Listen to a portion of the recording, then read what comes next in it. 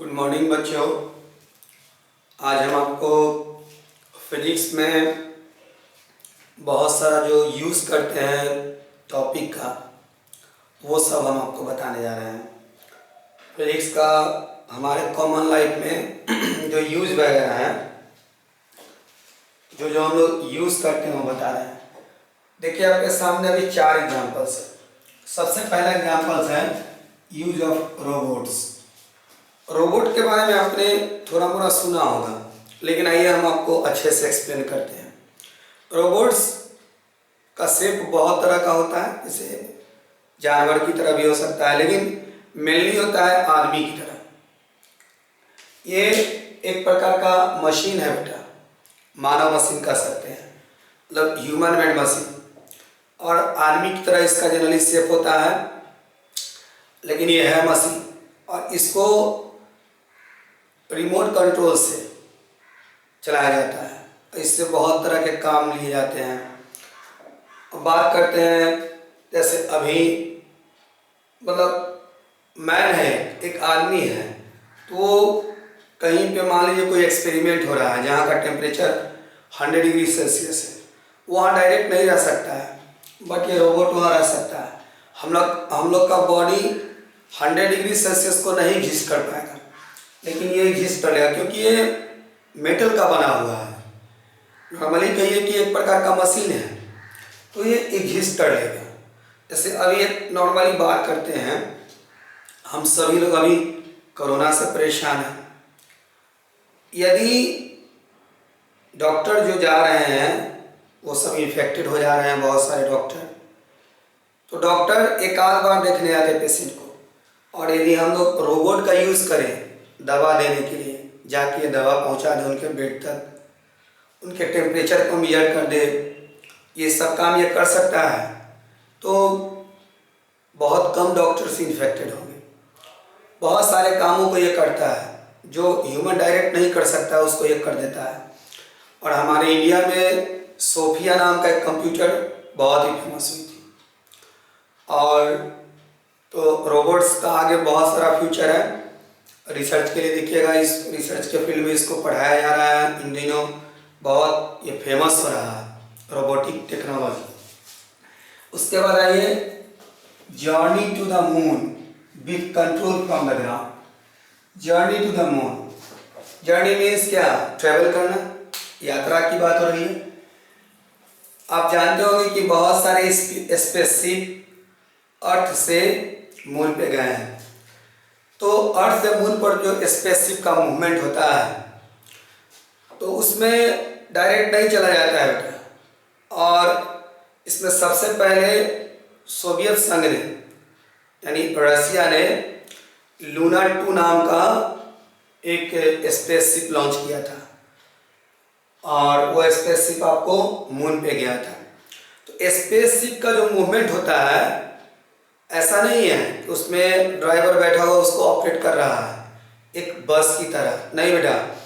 उसका completely command, मतलब किस डायरेक्शन में जाना है, कितना उसका स्पीड रखना है, सारा का सारा ग्राउंड से ही कंट्रोल होता है। तो journey to the moon with controls from the ground, किससे कंट्रोल किया जाता है बेटा? ग्राउंड से। यूएसए, बाद में अमेरिका ने, यूएसए ने अपना एक सैटेलाइट भेजा था। सैटेलाइट भेजा मतलब, तो कहने का सेंस ये है कि अपोलो जो था, उसका एक अपोलो 11 वो यहाँ से भेजा गया था। और इंडिया के एक राकेश शर्मा थे, जो एयरफोर्स में थे। वो रसिया से उनको भेजा गया था, रूस से स्पेसशिप में होकर के वो मून पे गए थे, और फिर वापस भी आ गए थे लगभग 7 दिनों के बाद अप्रोक्सीमेटली। तो वही हमने लिखा है कि journey to the moon, moon पर का यात्रा, मून पर जाना है with controls from the ground. तो स्पेसशिप का कंट्रोल बेटा ग्राउंड से होता है, वहाँ से कंट्रोल नहीं होता है। तीसरा, technological advances in health science. आज हम लोग जो हेल्थ साइंस की बात कर रहे हैं, हेल्थ की बात कर रहे हैं, तो बहुत सारे उसमें टेक्नोलॉजिकल डेवलपमेंट हो गया फिजिक्स के कारण।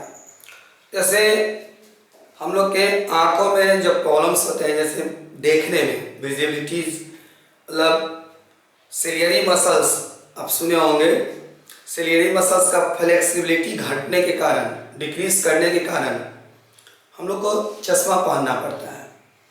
चश्मा पहनते हैं, लेकिन अब चश्मा के जगह पे कॉन्टेक्ट लेंस आ गया बेटा। आप चश्मा नहीं लगाइए, कॉन्टेक्ट लेंस लगा लीजिए, चश्मा की जरूरी नहीं है। यही नहीं, बहुत सारे चीज़ आ गए हेल्थ साइंस में, जो फिजिक्स ने जिसको बनाया, फिजिक्स के थ्रू बना हुआ है, और वो हेल्थ साइंस को बहुत डेवलप कर दिया। आइए आगे बढ़ते हैं। Study of various types of forces in nature. बेटा इस नेचर में 4 ही प्रकार के फोर्स है, ओनली 4 काइंड्स। एक ग्रेविटेशनल फोर्स, जो मास के कारण क्रिएट होता है, द्रव्यमान के कारण। एक बॉडी 2 kg का यहाँ है, 5 kg का यहाँ है, दोनों के बीच अट्रैक्टिव फोर्स लगेगा, आकर्षण फोर्स लगेगा, तो ये ग्रेविटेशनल फोर्स कहलाता है। अगला है इलेक्ट्रोमैग्नेटिक फोर्स, ये चार्ज के कारण लगता है। तीसरा है न्यूक्लियर फोर्स, जो न्यूक्लियस के अंदर में, एटम के अंदर में न्यूक्लियस होता है, वहाँ पे लगता है। और चौथा है वीक फोर्स, तो वीक फोर्स भी न्यूक्लियस के अंदर ही क्रिएट होता है। मेन यही 4 प्रकार के फंडामेंटल फोर्स हैं। और फंडामेंटल फोर्स 4 प्रकार में जो इलेक्ट्रोमैग्नेटिक फोर्स है, विद्युत चुंबकीय बल, उसके बहुत सारे काइंड्स हैं बेटा। जैसे हम लोग बात करते हैं फ्रिक्शन फोर्स, फ्रिक्शन घर्षण बल, तो ये भी उसी का काइंड है। हम लोग बात करते हैं स्प्रिंग फोर्स, एक स्प्रिंग ले लिए, उसको ऐसे दबा दिए, तो ये स्प्रिंग फोर्स भी इलेक्ट्रोमैग्नेटिक फोर्स के ही काइंड है। तो ये हम पढ़ाएंगे आपको, बाद में आगे बताएंगे। आपको ये सारे के सारे पॉइंट दिए हैं हमने पीडीएफ में, और आज आप पढ़ लेंगे, और भी पॉइंट्स जो हम आपको बता रहे हैं। ये बेटा और आगे अब हम लोग बढ़ते हैं, इसमें और एग्जाम्पल्स देखते हैं। देखिए 5वां नंबर एग्जाम्पल हमने आपको बताया है एडवांसेस इन इलेक्ट्रॉनिक्स। आज इलेक्ट्रॉनिक सिस्टम बहुत सारे एडवांस हो गए हैं। जैसे हम लोग पहले एक पीला वाला बल्ब जलाते थे, वो 100 वाट का हुआ करता था, तो थोड़ा सा एडवांस होकर के ट्यूब लाइट आ गया जो 40 वाट का हुआ करता था, 40 वाट। तो 100 वाट के बल्ब को आप जलाइए, 40 वाट के ट्यूब लाइट को जलाइए, लगभग इक्वल लाइट देगा। उसके बाद अभी आ गया CFL, तो CFL आया, फिर उसके बाद आया LED। तो LED का एक बल्ब जो है बेटा 10 वाट का आप जला दीजिए, 10 वाट, ओनली 10 वाट। और एक आप पीला वाला बल्ब जलाइए, देखिएगा कि दोनों का लाइट सेम होगा। तो पहले के बल्ब 100 वाट मतलब 100 जूल एनर्जी पर सेकेंड खर्च करते थे, अब जो लाइट वो देते थे उतना ही लाइट में अब बल्ब आ गया LED, जो मात्र 10 वाट लेता है, मतलब 10 जूल पर सेकेंड एनर्जी खर्च करता है, और 10 जूल एनर्जी खर्च करके वो इक्वल लाइट देता है। तो इलेक्ट्रॉनिक्स में भी बहुत सारा एडवांसनेस आया, और नया नया इक्विपमेंट, इलेक्ट्रॉनिक इक्विपमेंट बन गया, जो हम लोग को लाइफ को, हम लोग के लाइफ को बहुत फास्ट कर दिया। उसके बाद देखिए कंप्यूटर की बात करते हैं। कंप्यूटर से आप सभी लोग परिचित हैं। एक छोटा सा एग्जांपल बताते हैं। पहले के ज़माने में हम लोग जब पिक्चर वगैरह कैमरा से लेते थे तो उसमें रोल लगता था, और उसके फ़ोटो को बनवाने के लिए हम लोग को 4-5 दिन वेट करना पड़ता था। अब तो ऐसा है कि आप कोई पिक्चर खींच लिए, कंप्यूटर पे लोड कीजिए, तुरंत प्रिंटर से प्रिंट करके दे देगा।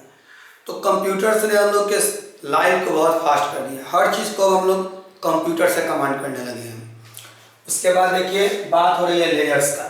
तो लेजर की बात करते हैं बेटा। लेजर वर्ड आप सुने होंगे या आप देखे होंगे कि एक लाइट रेड कलर का कभी यूज़ भी किए होंगे, लेजर लाइट। तो उससे थोड़ा सा एडवांस होता है laser.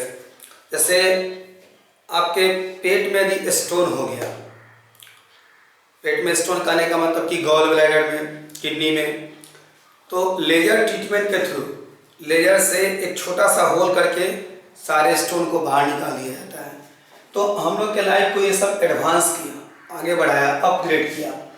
Exploration of the new sources of energy, energy का नया नया स्रोत आ गया, न्यू सोर्सेस आ गए। पहले हम लोग जानते थे, जैसे बिजली की बात करते हैं, तो बिजली का प्रोडक्शन बेटा कैसे होता था? दो तरीका था जनरली। एक था कि कोयला को जलाया जाए, कोल को बर्न किया जाए और उससे स्टीम प्रोड्यूस हो, भाप बने, और उससे भाप के प्रेशर से पिस्टन को घुमाया जाता था और फिर उससे डायनमो कनेक्ट करके डायनमो के एक्सल को घुमा करके बिजली बनाया जाता था। अभी भी बनता है। भारत में अपने NTPC, National Thermal Power Corporation, इसी तरीक़ा से बिजली बनाती है। एक है NHPC, National Hydro Electric Power Corporation. उसमें क्या किया जाता है कि डैम में वाटर को स्टोर किया जाता है और ऊंचे जगहों से वाटर को, पानी को नीचे गिराया जाता है टरबाइन पे। टरबाइन घूमता है और टरबाइन के घूमने से डायनमो भी घूमता है, तो बिजली प्रोड्यूस होता है। लेकिन बाद में आपको न्यूक्लियर प्लांट आ गया, उसमें यूरेनियम यूज किया जाता है। यूरेनियम के बर्न होने से, जलने से फिर बिजली प्रोड्यूस किया गया। उसके बाद आइए इधर की बात करते हैं हम लोग। खासकर इधर हम लोग देख रहे हैं विंड मिल, पवन चक्की, वो जहाँ पे हवा ज़्यादा मूवमेंट है, विंड का अच्छा ब्लो होते रहता है, विंड का स्पीड ठीक ठाक है, वहाँ पे विंड मिल लगा दिया गया। और विंड मिल जब घूमता है बेटा तो उसके पीछे एक डायनमो लगा दिया जाता है, तो डायनमो उससे कनेक्टेड है।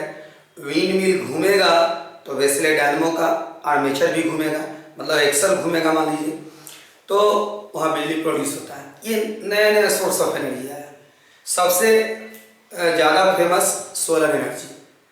अब हम लोग देखने लगे हैं सोलर प्लेट को। सोलर प्लेट हम लोग घर के छतों पे लगा देते हैं, या गवर्नमेंट भी लगा रही है। पहाड़ी इलाका में जहाँ पे कुछ नहीं होता है तो वहाँ पे बहुत सारे सोलर प्लेट लगा दिए जाते हैं और उससे बहुत बड़ी मात्रा में बिजली उत्पन्न होती है, इलेक्ट्रिसिटी प्रोड्यूस होता है, उसका यूज हम लोग करते हैं।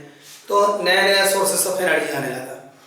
अब बात करते हैं generation of electricity based on electromagnetic induction.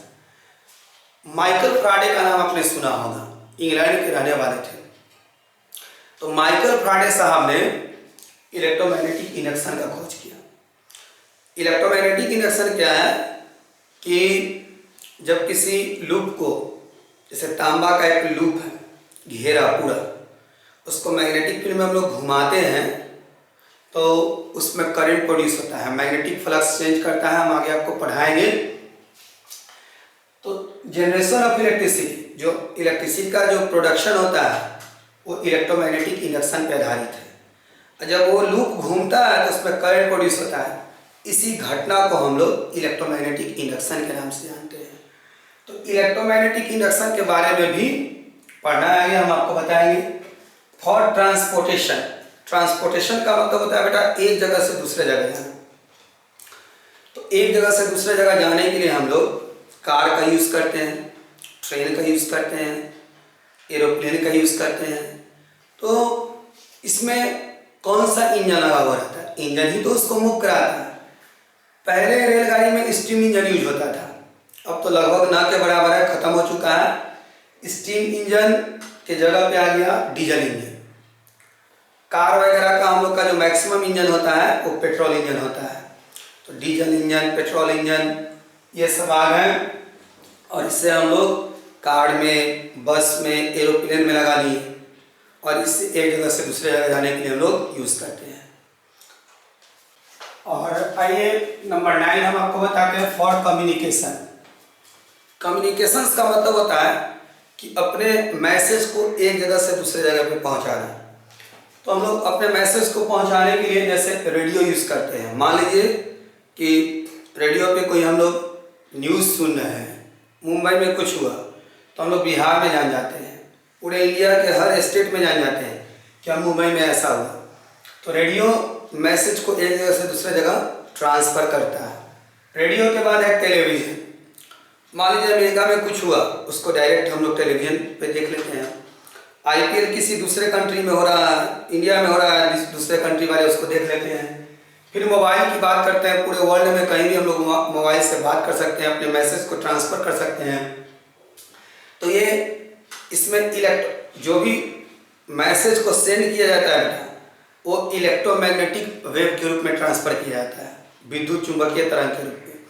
और एक जगह से मैसेज दूसरे जगह गया, ईएम वेव दूसरे जगह गया ईएम वेव के रूप में, और वहाँ पे फिर उसको हम लोग दूसरे रूप में प्राप्त कर लेते हैं और मैसेज को देख लेते हैं, जान जाते हैं या सुन लेते हैं। फिर generation of power from nuclear reactor, हमने अभी तुरंत डिस्कस किया था न्यूक्लियर रिएक्टर के बारे में, फिर से एक बार बता रहे हैं। न्यूक्लियर रिएक्टर में यूरेनियम को बर्न किया जाता है। यूरेनियम जब जलता है तो उससे बहुत बड़ी मात्रा में एनर्जी रिलीज होती है, हीट एनर्जी, और उसको चूँकि चेन रिएक्शन होता है उसमें, यूरेनियम के एक एटम से तीन एटम्स टूटते हैं, 3 से फिर 9 से फिर 27, 1 2 3 3 to 9 9 to 27। तो ये अनकंट्रोल होते चला जाएगा बेटा, नंबर इंक्रीज कर रहा है। इसको कंट्रोल करने के लिए रिएक्टर में कंट्रोल रॉड्स लगा दिए जाते हैं। उसी बात को हमने लिखा है nuclear reactor, generation of power from nuclear reactor. Nuclear reactor में पावर जो प्रोडक्शन होता है उसकी बात हो रही है। रॉकेट प्रोपल्सन, एक रॉकेट को हम लोग ऊपर भेजते हैं और उसी में हम लोग का जैसे हम लोग रॉकेट को जब कम्युनिकेशंस के लिए हम लोग सैटेलाइट का यूज करते हैं। आप सैटेलाइट जानते होंगे, इनसैट 1 इनसैट 2 ये सब नाम सुने होंगे, इंडिया का सैटेलाइट रहा है। इनको भेजने के लिए रॉकेट का यूज किया जाता है। तो रॉकेट में हाइड्रोजन फ्यूल भरा रहता है जो जलते हुए तेजी से नीचे निकलता है और एटमॉस्फेयर पर फोर्स नीचे लगाता है, तो एटमॉस्फेयर उस रॉकेट पर फोर्स ऊपर लगाता है और उसका मूवमेंट होता है। तो इसमें न्यूटन्स का सेकेंड लॉ और थर्ड लॉ यूज होता है। उसके बाद एरोप्लेन का उड़ना, बर्नौली नाम के एक वैज्ञानिक थे, उन्होंने बताया कि किस प्रकार से एरोप्लेन का मूवमेंट होता है। एरोप्लेन का जो विंग होता है, अब डैना कह सकते हैं हिंदी में, उसको इस तरीका से बनाया जाता है, पेसिकुलर बनाया जाता है बेटा, इस तरीका से रहता है। और वो जब एरोप्लेन हवा में मूव करता है, पहले ग्राउंड पे मूव कराते हैं, तो ऊपर प्रेशर डिक्रीज कर जाता है और नीचे प्रेशर इंक्रीज कर जाता है, इसी कारण वो ऊपर हवा में उठ जाता है। तो बर्नौली साहब ने इसका सिद्धांत दिया था, आगे हम आपको पढ़ाएंगे ही। उसके बाद है कंप्यूटर एंड कैलकुलेटर। कैलकुलेटर से आप देखते होंगे कैलकुलेशन फास्ट हो जाता है, कंप्यूटर से किसी भी काम को हम लोग तुरंत कर लेते हैं। तो ये सब सेमीकंडक्टर डिवाइस है और सुपर कंडक्टर का इसमें सिद्धांत का यूज होता है। सेमीकंडक्टर और सुपर कंडक्टर से मिल करके बने होते हैं। तो इस तरीका से बेटा हमने आपको ये कुछ एग्जाम्पल्स बताया फिजिक्स में, जो टेक्नोलॉजी वगैरह यूज होता है। फिर हम आपको आगे बता रहे हैं फिजिक्स साइंस के अदर ब्रांच से कैसे जुड़ा हुआ है। तो देखिए, physics related to other science, बेटा ये ऐसा एक सब्जेक्ट है जो अदर साइंस को बहुत कॉपरेट किया। चलिए स्टार्ट करते हैं केमिस्ट्री से। सबसे पहले हम लोग बात करते हैं केमिस्ट्री। तो केमिस्ट्री में जान लीजिए बेटा कि इलेक्ट्रॉन माइक्रोस्कोप का आविष्कार किया गया फिजिक्स में, और इलेक्ट्रॉन माइक्रोस्कोप के आविष्कार के बाद जब डिस्कवरी हुआ इलेक्ट्रॉन माइक्रोस्कोप का, तो उससे स्ट्रक्चर ऑफ एटम पता हो गया, और स्ट्रक्चर ऑफ एटम पता हुआ, साथ ही साथ रेडियो एक्टिविटी के बारे में हम लोग पढ़े। जैसे यूरेनियम वगैरह है, उसके न्यूक्लियस टूट जाते हैं, 3 प्रकार के रे निकलती हैं, अल्फा, बीटा एंड गामा। इस फेनोमेनन को, घटना को हम लोग रेडियो एक्टिविटी कहते हैं। तो structure of atom, radio activity, ये सब फिजिक्स में पढ़ा गया। और इसके आधार पे ही अभी जो आप पीरियोडिक टेबल देख रहे हैं, तो बेटा अभी का जो पीरियोडिक टेबल बना हुआ है, मॉडर्न पीरियोडिक टेबल, वो इसी के कारण बन पाया है। स्ट्रक्चर ऑफ एटम को देखा गया इलेक्ट्रॉन माइक्रोस्कोप से, रेडियो एक्टिविटी की घटना, और इसी आधार पे आपका मॉडर्न पीरियडिक टेबल बना हुआ है। तो केमिस्ट्री में भी बहुत हेल्प किया फिजिक्स। अब बायोलॉजी की बात करते हैं। बायो में एक बहुत बड़ा क्वेश्चन बार बार स्टूडेंट्स राइज करते हैं बेटा कि बायोलॉजी में मेडिकल के फील्ड में फिजिक्स का क्या यूज है, बार बार ये क्वेश्चन आता है। चलिए हम स्टार्ट करते हैं, बताते हैं। सबसे ज़्यादा इसी पॉइंट पे हम आपको डिस्कस कर लेते हैं। सिंपल सी बात है, ब्लड में यदि हम लोग का कोई बैक्टीरिया हो गया तो उसको देखने के लिए हम लोग क्या यूज़ करते हैं, माइक्रोस्कोप। ब्लड सैंपल को टेस्ट करने के लिए हम लोग सिंपल सा चीज़ है माइक्रोस्कोप। तो बेटा आप जानते होंगे माइक्रोस्कोप 10th क्लास में पढ़ना था। तो माइक्रोस्कोप के बारे में कहाँ पे पढ़ना है, फिजिक्स में। और माइक्रोस्कोप का नॉलेज नहीं होगा तो डॉक्टर साहब को जरूर इन सभी चीज़ को देखने में, सेल है, बैक्टीरिया है, उन सबको देखने में दिक्कत होगा। तो माइक्रोस्कोप के बाद उसके बाद आ गया आपको एक और एडवांस माइक्रोस्कोप, इलेक्ट्रॉन माइक्रोस्कोप। तो इलेक्ट्रॉन माइक्रोस्कोप और छोटे छोटे चीज़ को देख सकता है। सिंपल माइक्रोस्कोप के रिस्पेक्ट में वो और जो उससे भी छोटा चीज़ हो, जो इससे दिखाई दे रहा है और इससे भी छोटा यदि कोई चीज़ ले लें जो सिंपल माइक्रोस्कोप से नहीं दिखाई दे रहा है, उससे कोई छोटा चीज़ हो, उसको इलेक्ट्रॉन माइक्रोस्कोप से देख सकते हैं। और सेल का जो स्ट्रक्चर है बेटा वो दिखाई दे दिया किससे, इलेक्ट्रॉन माइक्रोस्कोप से। उसके बाद बात करते हैं कि हम लोग हड्डी टूट जाता है बॉडी में कहीं भी, एक्सरे कराते हैं। तो एक्सरे कहाँ पढ़ना है, फिजिक्स में पढ़ना है। बात करते हैं अल्ट्रासाउंड का, बॉडी में कहीं स्टोन है या कहीं स्वेलिंग है इंटरनल पार्ट में, तो हम लोग अल्ट्रासाउंड कराते हैं। तो ये एक प्रकार का साउंड ही है। इसके बारे में हम लोग कहाँ पढ़ेंगे, फिजिक्स में। कैंसर के ट्रीटमेंट के लिए रेडियो आइसोटोप का यूज़ किया जाता है। सुने हो कि रेडिएशन के द्वारा कैंसर के सेल को छोटा कर दिया जाता है या ख़त्म कर दिया जाता है। तो ये कहाँ पढ़ना है, रेडियो आइसोटोप आपको फिजिक्स में पढ़ना है। तो इस तरीक़ा से मेडिकल साइंस में बहुत ज़्यादा यूज है फिजिक्स का। खासकर मेडिकल साइंस के जितने अब डिवाइस सब आ रहे हैं सभी के सभी फिजिक्स पर ही बेस्ड है। यदि फिजिक्स का नॉलेज नहीं है तो उसको एक डॉक्टर हैंडल नहीं कर पाएगा। इसलिए मेडिकल साइंस के लिए फिजिक्स बहुत ज़रूरी है। इसके सिवाय बेटा यूनिवर्स कितना बड़ा, इसका साइज क्या है, तो इसके लिए एस्ट्रोनॉमिकल टेलीस्कोप लगाया गया। फिर यूनिवर्स का इंड कहाँ पे है, उसके लिए रेडियो टेलीस्कोप लगाया गया। उससे बहुत दूर तक देखा जा सकता है। यही नहीं, अदर ब्रांच ऑफ साइंस जो आपको अभी नॉर्मली नहीं है लेकिन आगे जब बढ़ेंगे तो पढ़ना पड़ेगा, आगे की क्लासेस में पढ़ना है। जैसे बायोफिजिक्स, ये भी साइंस का ब्रांच है, इसमें भी फिजिक्स का जम के यूज होता है। जैसा कि नाम ही है बायोफिजिक्स, बायोलॉजी और फिजिक्स दोनों का समझिए कॉम्बिनेशन है। जियोलॉजी, जियो मीन्स अर्थ होता है, अर्थ के अंदर कौन सा मेटल है, अर्थ का स्ट्रक्चर अंदर में कैसा है, कौन सा लिक्विड है, इन सभी के बारे में पढ़ना है आपको जियोलॉजी में। फिर मेट्रियोलॉजी, ओशियनोग्राफी मतलब समुद्र वगैरह के बारे में, ये सब का सब फिजिक्स का लॉ ही यूज करते हैं। तो साइंस का कोई ऐसा ब्रांच नहीं है जहाँ पे फिजिक्स का यूज नहीं हो, हर जगह पे यूज होगा। इसलिए है बेटा कि ये टेक्नोलॉजी का जन्मदाता है, पूरा साइंटिफिक कॉन्सेप्ट को ये देता है। देखिए बेटा थोड़ा सा साइंस, फिजिक्स एंड टेक्नोलॉजी वगैरह रह गया है जो कल हम आपको फिर पढ़ा देंगे। आज हम लोग मेनली टॉपिक पे आते हैं और आज एक ऐसा टॉपिक हम आपको पढ़ाने जा रहे हैं जो फिजिक्स ही नहीं केमिस्ट्री मैथ में भी यूज होगा।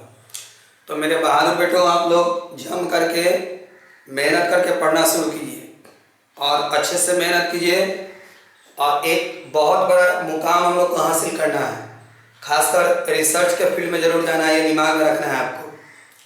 और इसके लिए हम आपको आज एकदम जीरो लेवल नहीं, माइनस लेवल से बता रहे हैं आपको। तो आज हम टॉपिक पढ़ाने जा रहे हैं आपको डायरेक्टली प्रोपोर्शनल और इनवर्सली प्रोपोर्शनल। हिंदी में समानुपाती या अनुक्रमानुपाती, और इसको हम लोग नेक्स्ट को व्युत्क्रमानुपाती कहते हैं। तो इसका हम मैथमेटिकल फॉर्म आपको बताने जा रहे हैं। मैथमेटिकल फॉर्म मतलब एकदम क्लियर एक्सप्लेनेशंस। ये आपको केमिस्ट्री में भी यूज होगा, मैथ में भी यूज होगा, और सबसे अच्छे ढंग से हम आपको बता रहे हैं, इसलिए ध्यान से देखिएगा। फिर कल बताएंगे कि मैथ और फिजिक्स में क्या रिलेशन है। और आज आपको हम एक PDF लोड कर दे रहे हैं, पिछले बार नहीं लोड हो पाया है। उसमें फिजिक्स का रिविजन आज जो पढ़ा है, physics related to other science, वो सब है, और कुछ क्वेश्चंस भी हैं डायरेक्टली और इन्वर्सली भी, वो बनाइएगा। आइए हम आपको आज डायरेक्टली प्रोपोर्शनल पढ़ा रहे हैं।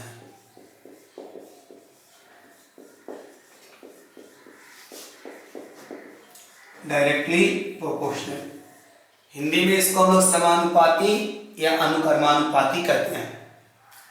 तो इसका मीनिंग क्या, आइए एक एग्जांपल आपके सामने रखते हैं। कहीं y लिखा हुआ है बेटा 6x, एग्जाम्पल के थ्रू हम आपको समझा रहे हैं। y = 6 × x, x का वैल्यू हम 1 लेते हैं, तो y = 6 × 1 = 6। x = 2 लेते हैं, y = 6 × 2 12। x = 3 लेते हैं, y = 6 × 3 18। x = 4 लेते हैं, तो y = 6 × 4 24। तो बेटा हमने x का वैल्यू 1 रखा, फिर 2, फिर 3 और 4, और x का वैल्यू 1 रखा तो y का वैल्यू ये आया, फिर 2 रखने पे ये आया y का वैल्यू, एंड सो ऑन। आप गौर से ध्यान दीजिए, x का वैल्यू पहले 1 है, फिर x का वैल्यू 2 है, फिर 3 है, फिर 4 है। x को हम यहाँ इंक्रीज करा रहे हैं, बढ़ा रहे हैं। y का वैल्यू 6, 12, 18, 24, तो y भी इंक्रीज कर रहा है, बढ़ रहा है, मीन्स x को बढ़ाने पे y बढ़ रहा है। तो लिख सकते हैं कि here x is increasing, then y is also increasing। y भी क्या कर रहा है बेटा, बढ़ रहा है। तो इस x और y के रिलेशन को हम लोग डायरेक्टली प्रोपोर्शनल करते हैं। सो relation between x and y is called directly proportional. x और y के बीच के रिलेशन को हम लोग डायरेक्टली प्रोपोर्शनल बोलेंगे, और इसको मैथमेटिकली ऐसे लिखते हैं, y वेरिएज x, और इसको रीड करेंगे, हम लोग पढ़ेंगे, read as y is directly proportional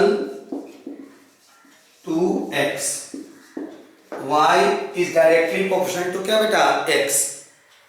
अब थोड़ा सा इसका हम लोग डिफिनीशन लिखते हैं कि एक क्वांटिटी इंक्रीज करे तो दूसरा भी इंक्रीज करे, और यदि बेटा हम लोग नीचे से ऊपर जाएं तो 4 से 3, 3 से 2, 2 से 1, ये डिक्रीज कर रहा है। ये 24 से 18, 26, ये भी डिक्रीज कर रहा है। मीन्स डायरेक्टली प्रोपोर्शनल में ये कैसे कि दोनों या तो इंक्रीज करे या दोनों ही डिक्रीज करे। तो when A quantity is increasing, और हम ब्रैकेट में लिख देते हैं और डिक्रीजिंग, देन अनदर, जो दूसरा क्वांटिटी बेटा अनदर है, और दोनों एक दूसरे पर डिपेंडेंट है, x के वैल्यू पे y का वैल्यू डिपेंड करता है, तो देन अनदर डिपेंडेंट, इस डिपेंडेंट वर्ड पे फोकस करते हैं। y का वैल्यू x पे डिपेंड है बेटा, इसलिए हमने यहाँ डिपेंडेंट लिखा। Quantity is also increasing,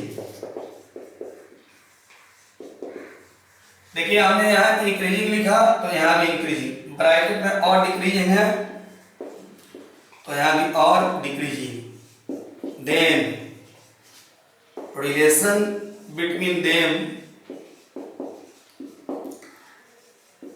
is called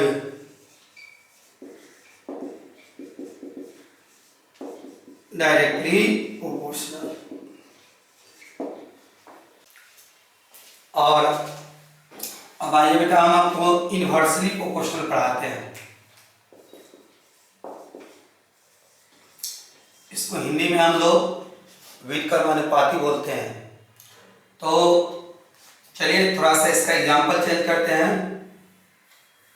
यहाँ जो एग्जाम्पल था उससे different example. y equal to 36/x हम ले रहे हैं। तो बेटा देखिए x का वैल्यू 1 लेते हैं तो y इक्वल टू 36/x है और x का वैल्यू 1 है 36।